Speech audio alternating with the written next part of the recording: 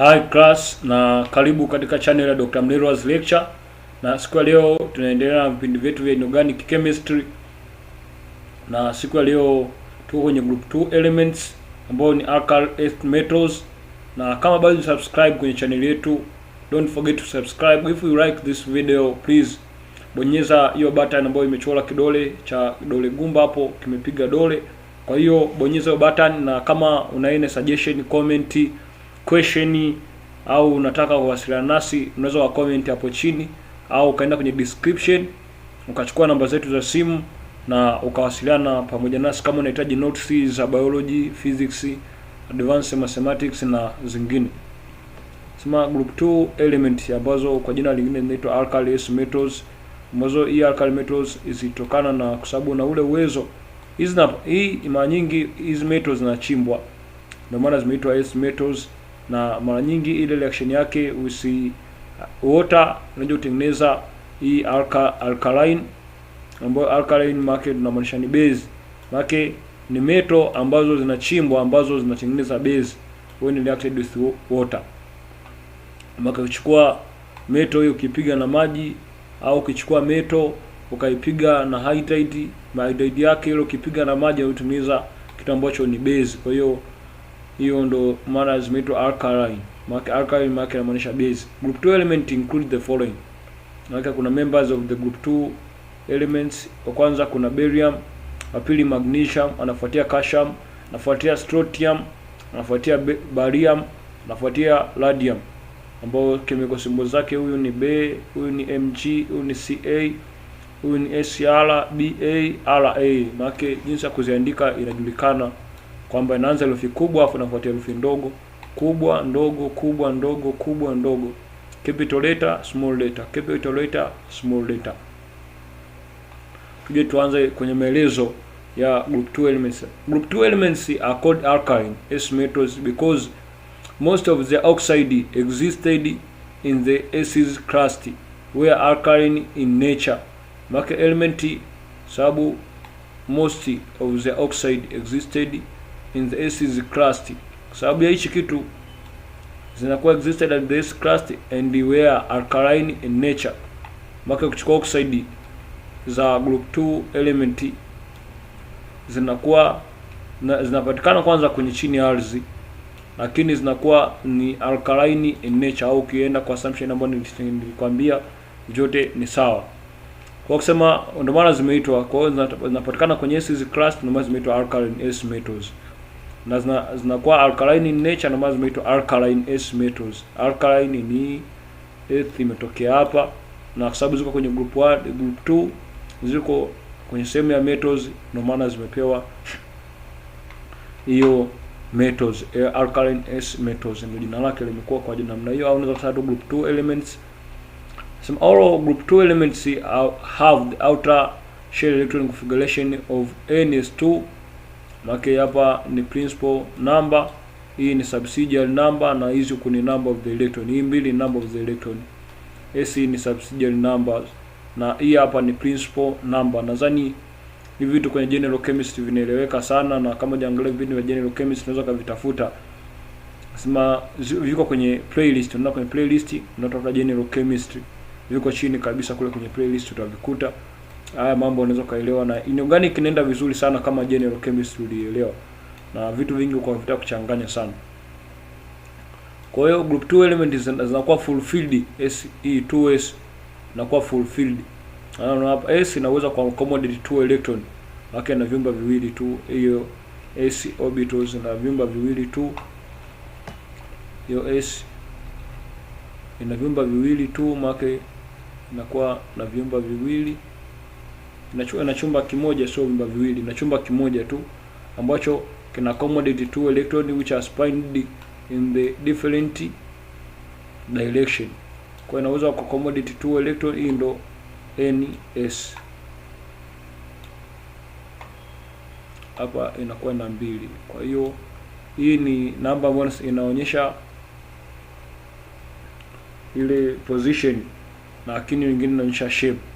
Kwa hiyo inaonyesha position, hiyo ni sehemu ya ngapi, lakini energy level inamaanisha energy level hii. kwenye kutoka from the nucleus hadi kwenye ipo pale, inamaanisha iko sehemu gani hii namba. Kwa hiyo nadhani hapa tuko kwenye general, kwa hiyo nadhani hivyo vitu vinaeleweka sana.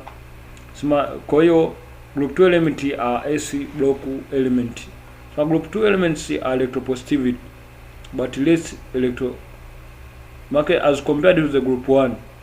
Yani unavyo compare group 1 na group 2, group 2 inakuwa ni less electropositive as you compared to the alkali metals ambao ndio group 1. Ukizicompare group 2 na group 1, group 1 ni more electropositive na group 2 ni less, sababu electropositivity inapungua as you move from left to right, electropositivity inapungua. Kwa hiyo kwa sababu anaanza ni group 1 afuatia group 2, kwa hiyo electropositivity ile imepungua kutoka kwenye group 1 kwenda kwenye group 2. Kwa hiyo nasema group 2 elements are less electropositive. So the first member of the group barium is abnormalous. This is because barium is small in size, less electropositive and high polarizing power due to his small size than the rest member of the group. Sema tuliangalia kuna kitu tuliangalia mwanzoni kule, tuko kwenye vipindi vya inorganic, tuliangalia kitu kinaitwa diagonal similarities au diagonal relationship, ambao ni ule mfanano wa tabia kutoka kwenye element moja. Ni ule mfanano wa tabia kutokea kwenye element moja, yani mfanano wa tabia kwa mfano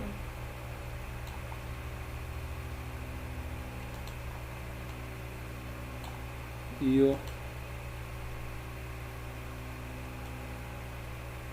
ndo magroup au ndo magroup. Na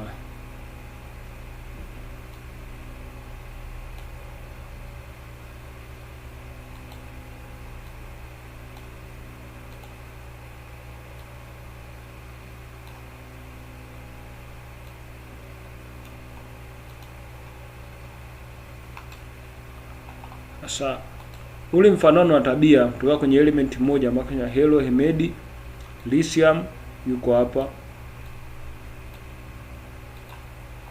lithium yuko hapo, na lithium, barium yuko hapo, barium utamkuta hapo, utamkuta sodium hapo, utamkuta magnesium hapo. Sasa mfanano wa tabia kati ya element hii na hii hapo, yani element moja na nyingine, kati ya element moja na nyingine, mfanano wa tabia element huyu na huyu wanaofanana kitabia, huyu na huyu wanaofanana kitabia. Hii ndio inaita diagonal relationship. Sasa sababu hata hapa nimekuonyesha, kwa sababu kutoka lithium na huyu wako diagonal related. Kwa hiyo hii ni diagonal, unaona hapa imekaa diagonal. Sitaweza kuielezea sasa sababu kwenye kipindi chake nilielezea. Ndio tena kuangalia diagonal relationship kati ya element kwenye group 1 na group 2, ambao diagonal relationship tutamconsider lithium na magnesium. Between diagonal similarities between the lithium and magnesium.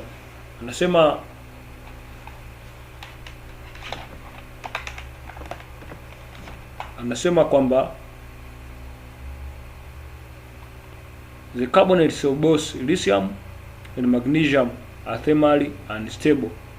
Wake tuliona kwenye kipindi kilichopita cha group 1 kwamba ukichukua carbonates za group 1 zilikuwa zinafanya decomposition na form lithium oxide na carbon dioxide, lakini pia ukimchukua, sababu zinafanana kitabia, hivyo na magnesium ni thermally unstable, they decompose to form oxide and carbon dioxide. Ukichukua sodium magnesium carbonate ukamhit, hizi diagonal relationship ni muhimu sana kuzishika na kuzijua. Wake wa mitihani waga nauliza mitihani ya moko NECTA, kwa hiyo ni za muhimu na za msingi sana kuzijua. Ukichukua magnesium carbonate ukimhit, ana form magnesium oxide plus carbon dioxide kama tunavyoona.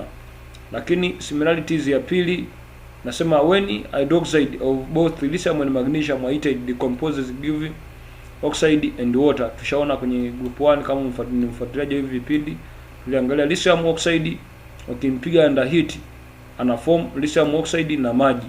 Na pia vivyo hivyo magnesium nayo ukimpiga magnesium hydroxide ukimpiga under strong heat ana form magnesium oxide na maji kama tunavyoona hapo. Reaction ni vitu vya muhimu sana kuvizingatia. Maana najua chemistry ni somo ambalo lina evidence, kwa hiyo unavyoongelea kitu lazima ukitolee na evidence. Lakini nasema similarities ya tatu, both lithium nitrate, magnesium nitrate decomposes when heated forming normal oxide, nitrogen dioxide and oxygen. Na kuchukua nitrates za huyu nitrate huyu ya lithium nitrate ukimheat anaform lithium oxide, nitrogen dioxide na oxygen. Hii tuliona ni abnormal feature ya lithium, na pia huku na kwenye magnesium pia naye anayo. Lakini magnesium kwenye group lake sio abnormal. Tumeona beryllium yeye ndo abnormal. Magnesium yeye ana tabia tu ambazo zinafanana na lithium, sababu ile they are diagonally related. Zina related tu diagonal. Sio kusema magnesium naye ni abnormal kwenye group 2, hapana. Sio abnormal. Kwa hiyo tukija tukiangalia magnesium nitrate naye ukimchukua ukimheat strong na form magnesium oxide, nitrogen dioxide pamoja na maji kama mnavyoyaona hapo. Maji ambayo hiyo oxygen sio maji ambayo yanaonekana hapo. Lakini diagonal relationship nyingine ya 4, so both lithium, magnesium and magnesium burn in air in oxygen of the air. Maana tulisema lithium inakuwa group 1 element zinakuwa stored under oil ili ku avoid reaction with oxygen, na tumeona hiyo reaction ya lithium na oxygen ukimpiga na lithium oxygen hapo na form hiyo normal oxide, na magnesium pia nayo ukimpiga na oxygen hiyo hapo ukamweka tu, yani ukamwacha tu free, ana form magnesium oxide ambayo kama unaiona hapo. Kwa similarities ya 5 na ya mwisho ya lithium, na hizi ni chemical ambazo zinakuwa similar related. Ukimchukua ndio maana unaona kuna chemical reaction hapo. Ukimchukua lithium ukimpiga na nitrate, nitrogen anaform lithium nitride huyo, na magnesium pia vivyo hivyo, mpiga na magnesium ukimpiga na nitrogen anaform magnesium nitride kama inavyoonekana hapo kwenye reaction. Hapo anakuwa na balance kwa 2 na balance kwa 3 ili kubalance reaction kama inavyoonekana hapo. Huko ilibidi balance kwa 2, huko ilibidi hivyo 2, nitrogen na 3 ilibidi alete 3, huko magnesium ziko 3, nitrogen ziko 2, inakuwa reaction imebalance. Kwa hiyo zilikuwa ni chemical similarities. Tuje tuangalie physical similarities ni physical properties. Sema atomic and ionic size ya hizo group 2 element. Sema group 2 atom are large but smaller than group 1 atoms. Tunajua group 1 element are large but are smaller than group 1 atoms. Kwa sababu gani? Kwa sababu as you move left to right ile atomic size inapungua. Kwa as you compare the group 2 element atoms with the group 1 atoms, zinakuwa group 2 ni ndogo zaidi ya group 1, sababu ile group 1 zinaanza kufuatia group 2 atoms. Kwa group 2 are smaller than group 1 atoms. The atomic sizes increases down the group. Kama tunavyojua atomic size down the group ina increase. The ions are also large but smaller than group 1 ions, and the size of the ions also increase down the group. Haka najua ions za hii group 2 zina increase down the group, na nadhani hapo kwenye atomic size hamna shida, inaeleweka na maelezo yake yako rahisi kabisa. Na wake as you move down the group atomic and ionic size inaongezeka ya group 2, na also group 1 atomic na ionic size yake inaongezeka, but group 2 zinakuwa ni smaller than group 1 kwenye ionic na atomic size zake pia. Electronegativity and electropositivity. Sema electronegativity value decreases down the group from barium to barium, ambapo where as electropositivity increases. Maka najua as you move down the group, maka barium ndio yuko kwenye group wa kwanza kwenye group, lakini barium ndio wa mwisho kwenye group. Kwa hiyo electronegativity inapungua kutoka kwenye barium kwenda kwenye barium. Lakini kama tunavyojua, as you move down the group, yani unavyoenda hivi chini ya group huku electronegativity inazidi kupungua. Kwa maana hapa yuko barium hapa, hapo chini ndio yuko barium. Kwa hiyo almost hiyo atomic size ya hiyo electronegativity yake ya barium itakuwa ni ndogo sana zaidi ya huyu ya barium. Where electropositivity, maana unajua electropositivity ni kinyume. Kwa hiyo yote nilioelekeza kwenye electronegativity unageuza tu, unaweka iwe ni opposite, kwa sababu electropositivity yenyewe iko kinyume na electronegativity, yani ni kinyume chake tu. Tukiangalia kitu ambacho tunasema kinaitwa ionization energy. Sema the ionization energy, ile energy required to change state from solid to gaseous, from gaseous to ile tunasema positive, ile to anion, gaseous ion, yani ienda kutoka kwenye gaseous state ienda kwenye gaseous ions. Kwa hiyo itoka kwenye ions ambayo ile ni positive. Sema ile energy required to remove an electron, in short, is ionization energy, is the energy required to remove an electron. And if you remove electron, ile energy ambayo inatumika hapa tunaita ionization energy. Sema the ionization energy decreases down the group from barium to barium. The atomic radius increases as the atomic radius increases. Hapa imekosea kwamba ionization energy ina increase down the group. Down the group of ionization energy ina decrease, kama alivyosema hapo, ina decrease, sawa, hajakosea, ina decrease down the group from barium to barium, sababu yeye kuongezeka kwa atomic radius. Kwa hiyo energy required to remove an electron inakuwa ni ndogo. Kwa hiyo ndio maana down the group inakuwa ina decrease as the atomic size inakuwa increase. Kwa hiyo zile electrons zinakuwa far away from the nucleus, inakuwa na less force of attraction. So the fixed ionization energy of the alkaline earth metal is relatively low, but not as low as alkali metals. Ile fixed ionization energy of alkaline earth metals is relatively low, but not low as alkaline metals, kwa sababu alkaline metals naanza kunafuatia alkaline earth metals.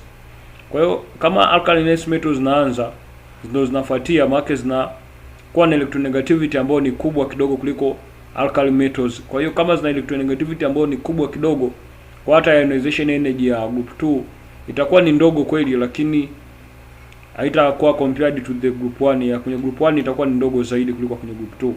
Sema the second ionization energy is higher than the first ionization energy. Tuangalie in terms of valence. Sema the larger value of the second ionization energy as compared to the first ionization energy suggests that alkaline earth metals would prefer to form monovalent positive ions rather than divalent positive ion. In actual practice, only the positive 2 ions exist. Example, calcium ambayo ina 2 hapo plus magnesium ambayo ina 2 ina 2 hapo, lakini this is because the positive 2 ions are easily hydrated. Ndo maana zingine zinaweza exist, lakini ambayo inakuwa actually practiced existed ni hii ambayo imekuwa estimated na imekuwa investigated, ni hii ya positive 2. Nguta calcium ina positive 2, magnesium ions iko pale ina positive 2. Sema the large amount of hydration energy released during hydration counterbalance the higher value of the second ionization energy. Sema ile amount kubwa hydration energy, yani hydration, ndio hydration ni kitendo cha kuingiza maji kwenye element. Kama ni energy kubwa inatumika, inakuwa released during hydration, counterbalance the higher value of the second ionization energy. Kwa hiyo na hichi kitu kama hydration energy ya again, hydration ni kama kuloanisha kitu au element. Kwa hiyo kama itatumika element kubwa kufanya reaction na maji, wakati unafanya ionization inakuwa ni reaction with water. Hicho kitu kinasababisha na ile kuongezeka kwa ionization energy. Because of being excessively hydrated, most compound of group 2 element are hydrated. For example, magnesium chloride, lakini inakuwa na maji hapo mbele. Unaona maji yanakuwa nakwambia maji. Inakuwa na maji hayo 6, maji 6. Calcium chloride ina maji nayo 6. Barium chloride nayo ina maji 6 hapo kama inavyoonekana. Na etc. Jitu angalia flame test of the group 2 elements. Sema barium and magnesium do not impact any color to Bunsen burner flame. Sema it only give negative flame test, make na give negative flame test, make uweze ukaiconfirm hii kwa kufanyia flame test hautaona rangi yoyote, hakutakuwa na ile excitation of the electrons. Sema this is because barium and magnesium are relatively small in size. Their electrons are firmly held by the nucleus. Make barium na magnesium sababu ziko at the top zina small size, kwa hiyo ile force of attraction inakuwa ni kubwa sana, kwa hiyo the electron are firmly held by the nucleus and not excited by the heat of the flame. Sema the rest of the element have characteristic flame color. Maana unajua kama ukimpiga flame test ya calcium unapata black red, na hiyo ndio inakuwa confirmatory test ya kupata test calcium. Anaweza kwenye practical, hiyo ndio ukisoma ile guide sheet ndio utakuta confirm calcium, kuna ile kufanya flame test. Ukiona black red basi humo ujoge kuna calcium. Sema similarities in chemical properties. Group 2 element are highly reactive and thus never found in free state. Sababu ile reactivity ya group 2 element never found in the free state. Unaweza kukuta kama ni calcium tu ina exist peke yake, unaweza kuikuta. Sema reactivity increases down the group due to the increase in atomic radius down the group. Due to the ile increase of atomic size au atomic radius inasababisha ziwe more reactive, sababu zinakuwa good electron donor, sababu zina uwezo mzuri wa ku release electron. Sema reaction with oxygen. Some alkali S metal burn in oxygen forming oxide. Make ukichukua hizi oxygen, hizi group 2 element ukiziweka kwenye oxygen au ukiziweka tu free, zina react with oxygen na form oxide. Make kuchukua calcium kimweka tu na oxygen pale, reaction yake ndio form calcium oxide. Magnesium nayo ukimweka kwenye oxygen hapo anaform magnesium oxide. Lakini action with nitrogen, hizi reaction ni za muhimu sana kuzikumbuka na kuzifuatilia, zitakusaidia sana siku ambayo utakutana na maswali yake kwenye mitihani. Sema action with nitrogen. When heated in nitrogen, alkaline earth metals form nitride. Calcium nitride, nitrogen. Ukimchukua calcium ukampiga na nitrogen, anakuja kuform calcium nitride kama unavyoona hapo. Tulimwona magnesium kule wakati anafanya relation na lithium, na magnesium nayo react nitrogen, aliform magnesium nitride. Kwa hiyo na huko kwenye calcium, sababu wote ni members, wote wanafanana, kwa hiyo calcium ukipiga na nitrogen na form calcium nitride kama unavyoona. So this nitride are colorless crystalline solid which react with water to liberate ammonia. Make nature hii appearance ya is nitride ni crystalline solid, pia ni colorless, yani hazina rangi. Lakini ukichukua hizi nitride ukizipiga na maji aje form na liberate ammonia kama unavyoiona hapo, na hiyo calcium hydroxide kama inavyoonekana hapo, ambayo itakuwa imebaki kama solid, lakini ammonia ni gas, itakuwa imetokea hapo.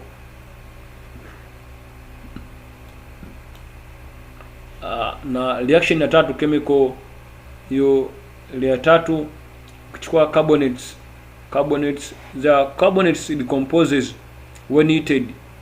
Maana tuliona ile zile compound za kwenye group 1 tuliziona za semi stable, lakini za kwenye group 2 za semi unstable. Kwa hiyo hapa the carbonate decomposes when heated, giving the corresponding oxide and carbon dioxide. The stability of carbonates increases down the group. Maana down the group due to the ile increase ya atomic size na mambo mengine. Kwa hiyo carbonates za hizi zinakuwa ni thermally unstable, na ile stability yake ina increase down the group. Ukichukua barium carbonate ukihit na form barium oxide na carbon dioxide.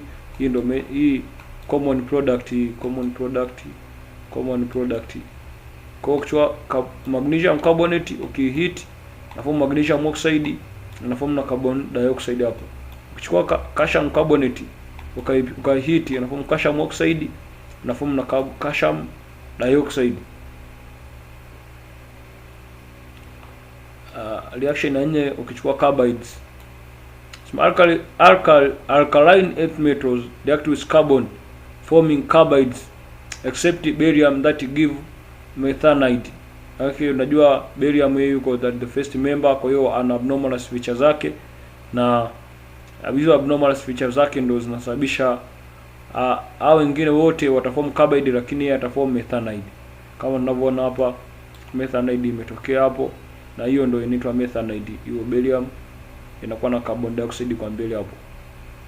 Lakini ukichukua calcium carbonate, hiyo calcium ukipiga na maji na form calcium hydroxide huko, na hiyo carbide inaonekana hapo kama unavyoiona hapo, carbide inavyoonekana hiyo.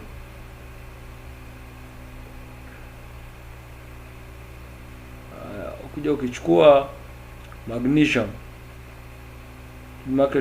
tuko na discuss magnesium hapa sasa hivi. Sema action of water on magnesium. Ili tuangalia reaction, some of the reaction on magnesium. Sema magnesium react with boiling water or steam to form magnesium oxide. Kama tulivyoangalia kule kwenye magnesium tulimkuta kwenye ile period 3 elements, na tulimuona anavyo react na maji. Magnesium solid ukimpiga na maji ambao ni gas ukahiti form magnesium oxide na hydrogen gas. Ngoja kuchukua action on dilute acid on magnesium. Hayo kuchukua diluted acid yote, HCl, ile hydrochloric acid dilute, sulfuric acid dilute, nitric acid dilute, ukimpiga kwenye magnesium ndio tuangalie reaction yake na kweje. Nakwambia magnesium liberate hydrogen from dilute acids including nitric acid. Yani ukimpiga na hiyo dilute acid yote ana liberate hydrogen from dilute acid, na pia ukimuinclude nitric acid naye na kwa reaction ni ile moja. Na kuchukua hydrochloric dilute, ukichukua na sulfuric dilute, ukichukua nitric dilute, anakuja na liberate hydrogen bado. So remember, others method do not liberate hydrogen with nitric acid. Hii ni kitu ambacho vitu visingatie kwamba kwenye hydrochloric na kwenye sulfuric zita liberate hydrogen, lakini ukimpiga na nitric acid wale others members hawaweza kaliberate hydrogen. Na kuja kwenye pointi nyingine anasema magnesium chloride. Ndio tumwangalie magnesium chloride. So magnesium chloride exists as magnesium chloride, lakini tulijua na water of crystallization kama inavyoonekana hapo, ambapo ni 6 afu kuna maji hapo. Sema anhydrous magnesium chloride ikiwa hivi cannot be prepared by heating the hydrated crystal to eliminate water. Yani uwezo kaihiti ili ondoke maji haya. Hichi kitu kutenganisha maji kwa namna nyepesi haiwezekani. Maana anhydrous magnesium hydride and magnesium chloride ikawa hivi tu, cannot be prepared by heating. Yani uwezo kaihiti sababu hapa kuna maji, kuna water of crystallization. Ili kuondoa maji tunajua tunafanya bidii tufanye evaporation, lakini by evaporation uwezo ukaiondoa hiyo water of crystallization. Wana hapa nakwambia cannot be prepared by heating hydrated crystal to eliminate water. Kwa njia ya kufanya evaporation uwezo kutumia. Kwambia when the hydrated crystal of magnesium chloride is heated, it undergoes partial hydrolysis to form basic magnesium chloride. Makita undergo to partial hydrolysis, lakini ita undergo ile complete or full hydrolysis. Makita ndio tengeneza kitu kama hiki ambacho kinaonekana hapo. Kama strong heating will leave magnesium oxide. Hautafikia lazima yako ya kuiacha magnesium ifikie kwa magnesium chloride peke yake. yani azma ya kuifanya magnesium ibakie magnesium chloride peke yake, hautaifikia kivipesi kwa kufanya heating. Ukihiti tu partial ita undergo na kufika hapa. Kwa hiyo ile azma ya kutengeneza magnesium chloride hautakuwa umeifikia. Na ukihiti strong, hii magnesium ambayo inakuwa ni hydrated, ukihiti strong, mara kwanza italeta hiki kitu na HCl na maji toka imeweka, lakini hii ni partial hydrolysis. Unaona kuna OH imebakia hapa. Lakini pia ukichukua tena hii ukiendelea tena kuhiti strong tena, hii ukiendelea kuhiti ita undergo decomposition hapa, haja kuform magnesium oxide na HCl kama inavyoonekana hapa. Tuje hapo na discuss member mmoja mmoja. Tuje tukimwangalia calcium. So tunaangalia reaction of calcium with air. Sema with nitrogen it form nitrate. Uchukua calcium ukimpiga na nitrogen anaform calcium nitride kama inavyoonekana hapo. B, sema with oxygen it form oxide. Ukichukua calcium ambayo ndo reaction yake with air ndo hii hapa kwenye oxygen. Maka kwenye oxygen, kwenye air, maka hapa air ni general term, maka kwenye air ndo tunajua kuna different gases. Kuna nitrogen iko pale, kuna carbon dioxide, kuna oxygen.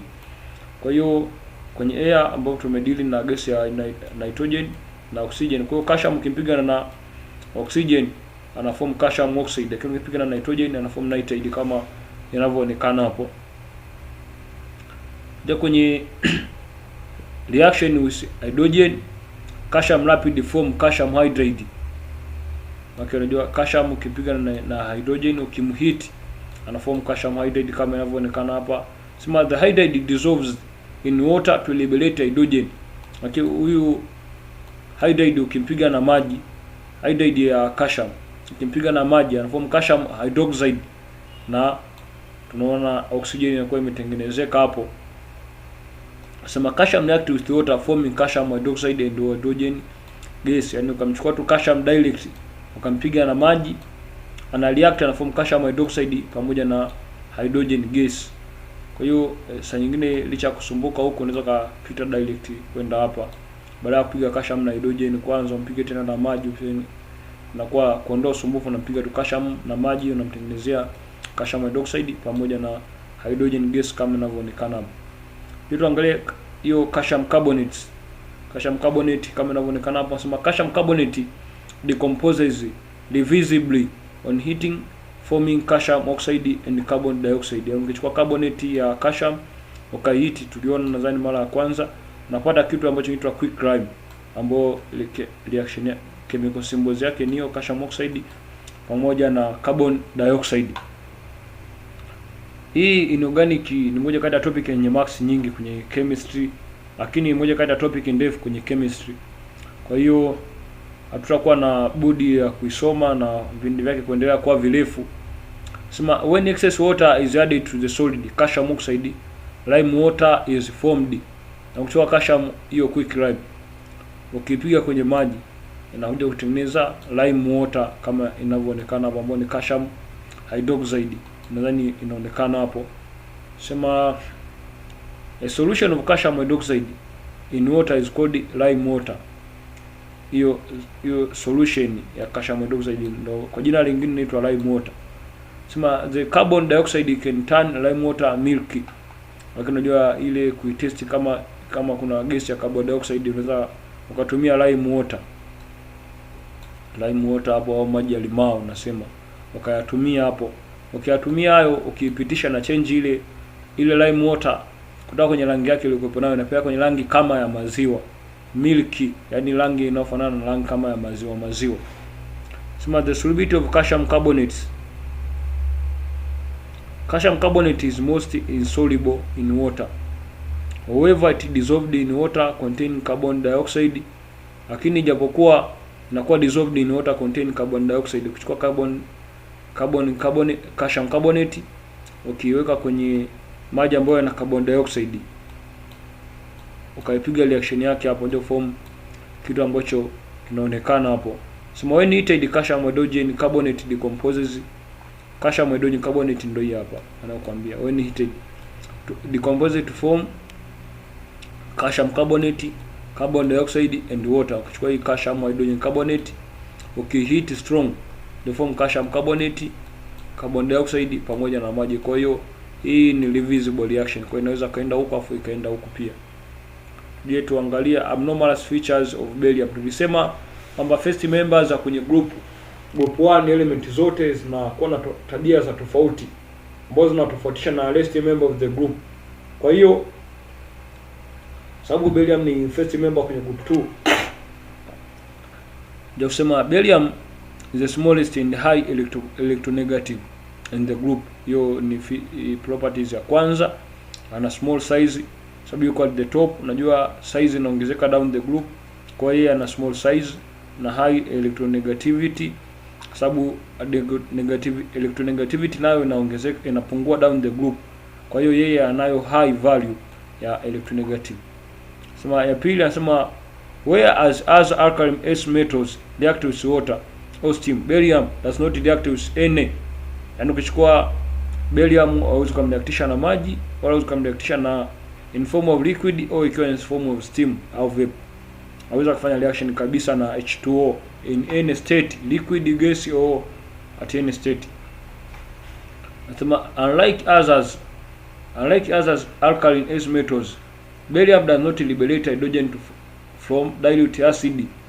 Akichukua hydrogen hiyo barium kimpiga na HCl au kampiga na nitric acid au kampiga na sulfuric acid, bado hautapata ile hydrogen gas tulikuwa tunaona anakuwa released pale, haitapatikana. Kwa hiyo hizi abnormalous features ni za kuzishika na kuwa nazo makini sana na kuhakikisha unazielewa kabisa.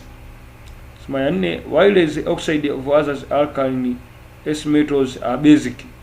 Sema the oxide and hydroxide of barium are amphoteric. Napoongelea kitu ni amphoteric, maana yake kinakuwa hakina sifa maalum, yani kinaweza kaa acid, kinaweza kikaa base. Ndio maana nasema kitu ambacho kiko katikati, yani amphoteric.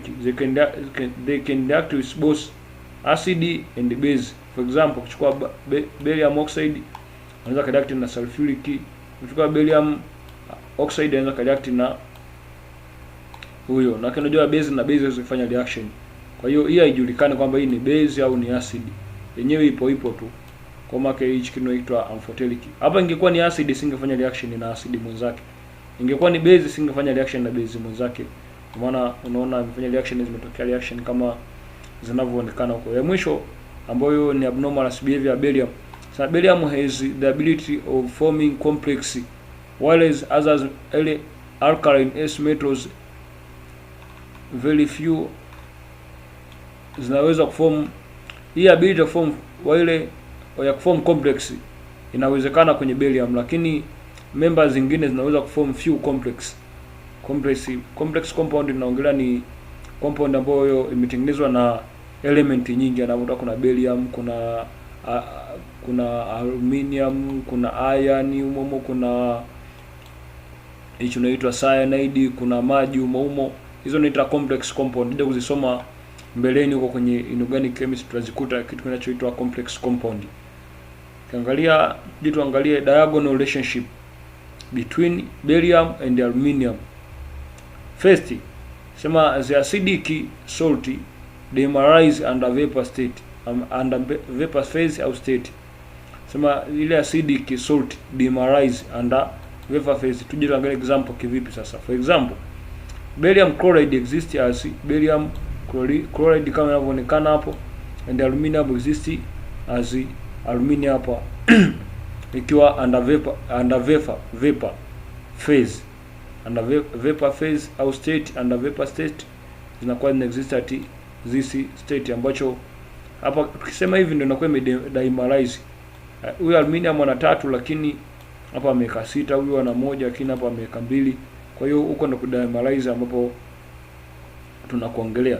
Sema they both do not relationship between barium na aluminium. Maana tunajua tokea hapa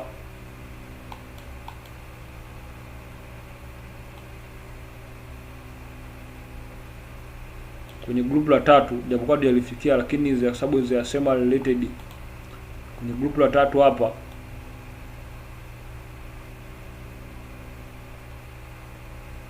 element anayefuatia baada ya magnesium ni aluminium, ndo yuko hapa. Aluminium ndo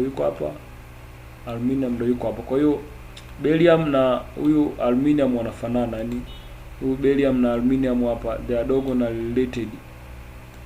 Yani hapa they are diagonal related, yani barium yuko hapa kwenye face group 2 na huyu aluminium kwenye group 3 ya diagonal related. Ni watu wamechukua barium na aluminium. Kwa hiyo tunaona mkuta hapa kwenye mfano zinatolewa barium na aluminium. Kwa hiyo zina dimerize in vapor phase, they do not impact any color to the Bunsen burner flame. Kwa ukipiga flame test hazitoi color yoyote.